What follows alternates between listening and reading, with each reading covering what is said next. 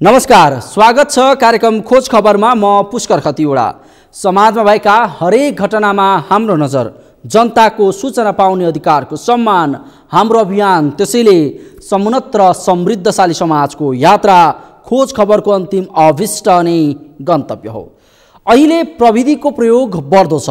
घर घरमा सहज रूपमा प्रविधिको प्रयोग गरी सञ्चार तथा अन्य सेवा सुविधा उपभोग गर्नका लागि केबल तारको प्रयोग पनि बढेको छ। यस्तोमा सहर बजार क्षेत्रमा केबलको प्रयोग गरी इन्टरनेट, टेलिभिजन, टेलिफोन लगायतका सुविधा लिनेको सङ्ख्या पनि बढ्दो छ। तर पोलमाथि लादिएका ती तारको सही व्यवस्थापन नहुँदा यसको जोखिम भने सर्वत्र बढेको छ। तनहुँको दमौली बजारमा पनि पोलमाथिका तारको जोखिमले आगलागीसम्मको घटना निम्ति आएको छ। के छ त्यसको वास्तविकता, हेरौँ यो रिपोर्ट।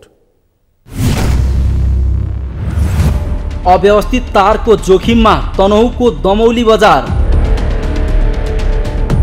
तार व्यवस्थापन नहुँदा दैनिक जसो आगलागीका घटना।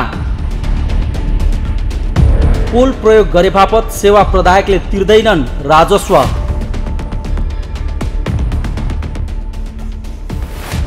प्रविधिको बढ्दो प्रयोगसँगै सहर बजारमा घर घरमै सहज रूपमा सञ्चार तथा अन्य सेवा सुविधा उपभोग गर्नका लागि केबल तारको प्रयोग बढेको छ। बिजुलीको पोलमाथि लादिएका तारको भरमा घरमा इन्टरनेट, टेलिभिजन, टेलिफोन लगायत सुविधा पुगेका छन्। तर तिनै तार अहिले सेवाग्राहीका लागि जोखिम निम्त्याउने कारण बनेको छ। अव्यवस्थित तारका कारण तनहुँको सदरमुकाम दमौली बजार क्षेत्र कुरूप मात्र बनेको छैन, दुर्घटनाको जोखिमको कारण पनि बनेको छ। घर घरमै सहज रूपमा प्रविधिको प्रयोग गरी सञ्चार तथा अन्य सेवा सुविधा उपलब्ध गर्नका लागि प्रयोग गरिएको केबल तारको सही व्यवस्थापन गर्न नसक्दा जोखिम बढेको हो। बजार क्षेत्रमा विद्युत र टेलिफोन विस्तारका लागि गाडिएका पोलमा अहिले इन्टरनेट, केबल, टेलिभिजनका तार अव्यवस्थित रूपमा झुन्ड्याउन थालिएको छ।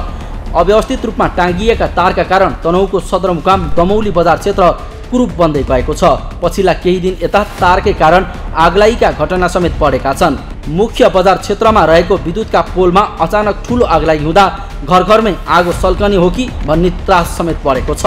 केही दिन अघि मात्र दमौलीको सफा सडकको विद्युत पोलमा भएको आगलागी दमकलको प्रयोग गरी आधा घण्टापछि नियन्त्रणमा लिइयो।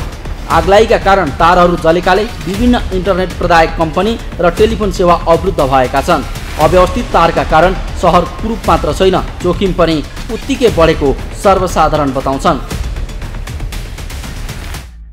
जुन सञ्चारसँग सम्बन्धित निजी उद्यमीहरू हुनुहुन्छ, जस्तै ब्यासनर केबल, अब वेल्डिङ, सुबिसु, उहाँहरूले दूरसञ्चारको पोल र विद्युत प्राधिकरणको पोलमा प्रयोग गरेर जुन अस्तव्यस्तता यो सरकारी संरचनामा आफ्ना निजी उहरू जसरी झुडाउनु भएको छ, व्यवस्थित नगरिकन जुन पोको पार्दै गर्नुभएको छ, उहाँहरूले त्यो सम्बन्धित सरकारी निकायलाई के कसो आदेश बुझाउनुहुन्छ त्यो पनि खोल्नमा आउँदैन। नियमन गर्ने निकायहरूले नगरपालिका, यस्तै विद्युत प्राधिकरण, दूरसञ्चार संस्थान जस्ता सरकारी नियमन निकायहरूले यो चाहिँ कसरी उहाँहरूलाई सम्झौता गरेर दिनुहुन्छ, यो चाहिँ आम सर्वसाधारणले खोज्ने विषयवस्तु पनि हो। दमौलीको बजार क्षेत्रमा बिजुली, इन्टरनेट, टेलिफोन, केबलका तार छरपष्ट देखिन्छन्। कुन तार कुन कम्पनी र सेवा प्रदायकको हो त्यो समेत सहजै छुट्याउन सकिँदैन। पोलले थेक्नै नसक्ने गरी तारको गुजुल्टो बनाइएका छन्। देख्दै पट्यार लाग्दा तारका गुजुल्टो र अस्तव्यस्त तारका कारण दुर्घटना बढ्दै गएको सर्वसाधारण बताउँछन्। कतै पोल ढल्छ, तार चुडिन्छ, तर समयमै मर्मत हुँदैन, जसका कारण उपभोक्ता मारमा परेका छन्। बिजुलीका पोलमा तारको गुजुल्टो बेरिएको दृश्य अहिले सामान्य बन्दै गएको छ। कहिलेकाहीँ तारको भार थेक्न नसकेर पोल ढल्ने अवस्थामा आएको छ। यसै कारण पैदल यात्री, सवारी साधन, आसपासका बासिन्दाले शास्तिसँगै जोखिम पनि खेप्नु परेको छ।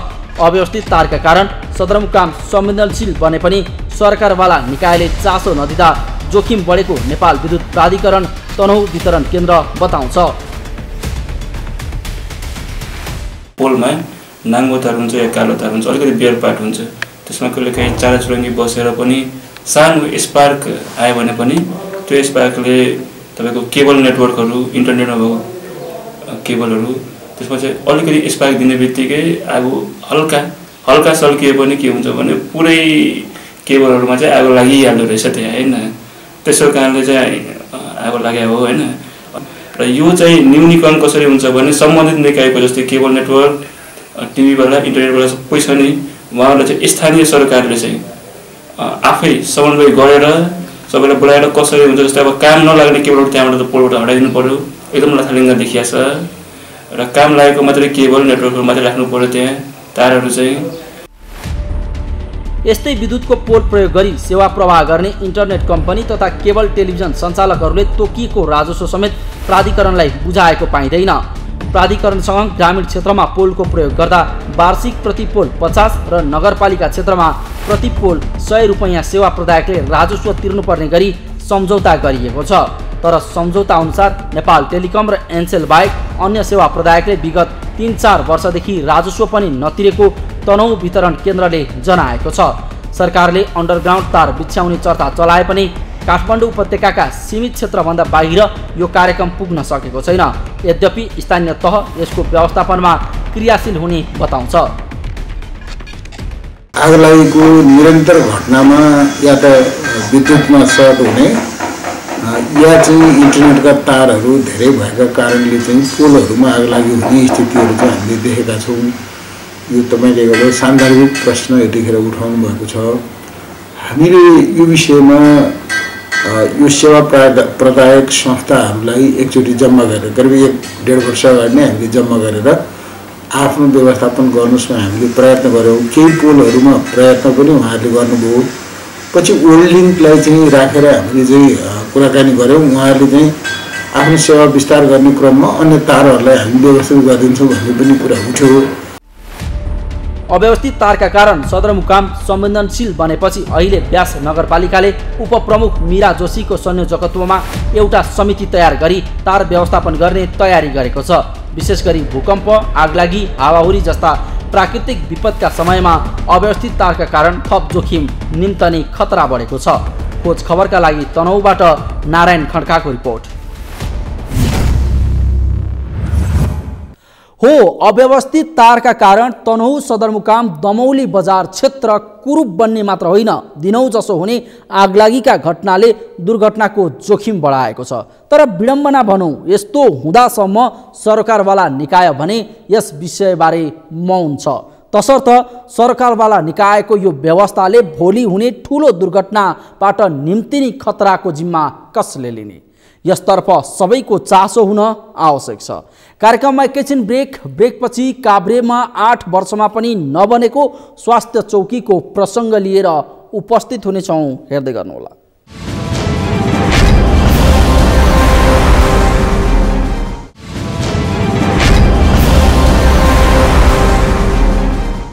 ब्रेकपछि स्वागत छ। कार्यक्रम हो खोज खबर। नेपालमा हुने विकासे कामका विसङ्गतिबारे पटक पटक खबरदारी भयो। तर विडम्बना भनौँ या सरकारवालाको उदासीनताको मनपेट पाएर हो, सरकारी बजेटमा बन्ने कुनै पनि विकासका काम समयमा सकिएको बिरलै होला। कतिसम्म भने काभ्रेमा ठेक्कापट्टा भएको 8 वर्षसम्म पनि बुढीखानी गाउँमा स्वास्थ्य चौकी बन्न सकेको छैन। र यो स्वास्थ्य चौकी समयमा नबन्नुको एक मात्र कारण हो ठेकेदारको लापरवाही। तर ठेकेदारको यो लापरवाहीले स्थानीय जनतामा कतिसम्म मार परेको छ भने यहाँका हजारौं बासिन्दा स्वास्थ्य सेवा लिनैबाट वञ्चित भएका छन्। के छ त्यसको वास्तविकता, हेरौँ यो रिपोर्ट। अझै बनेन काभ्रीको बुढीखानी गाउँमा स्वास्थ्य चौकी। 8 वर्षसम्म स्वास्थ्य चौकी नबन्दा शास्ति खेप्दै स्थानीय। ठेकेदार कम्पनी दाप्चा बुद्ध एन्ड फुर्बाको लापरवाही।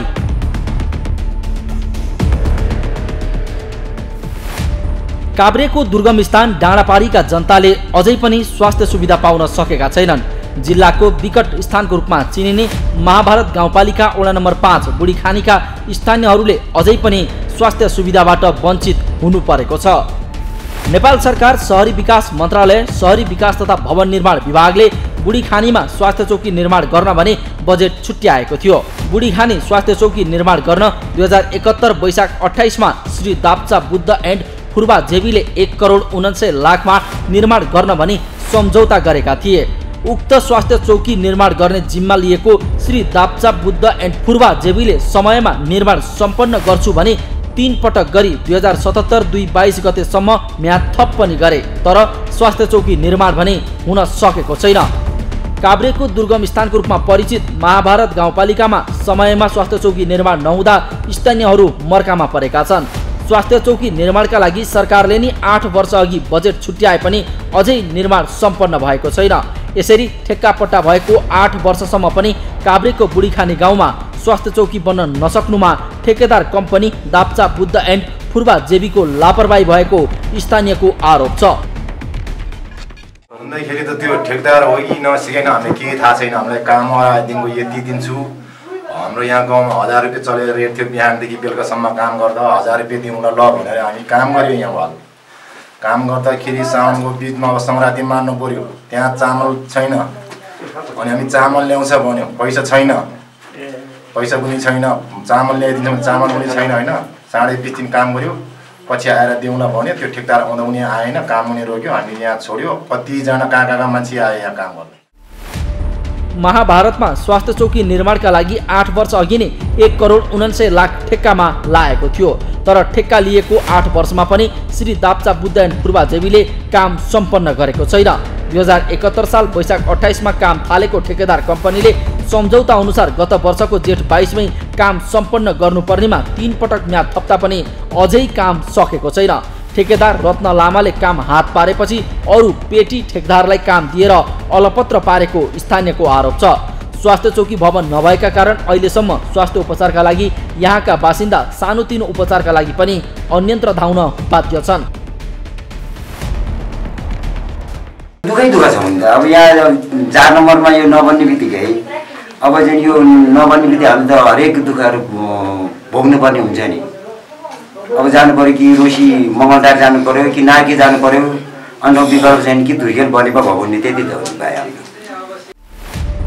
स्वास्थ्य चौकी निर्माण नहुँदा स्थानीयहरू चिन्तित मात्र छैन, स्वास्थ्य चौकी नहुँदा उपचारका लागि अन्यत्र जानुपर्ने बाध्यता उनीहरू सामु छ। स्वास्थ्य चौकीको भवन सुविधा सम्पन्न नहुँदा बुढीखानी स्वास्थ्य चौकीमा एउटै कोठाबाट मात्र सेवा प्रवाह हुँदै आएको छ।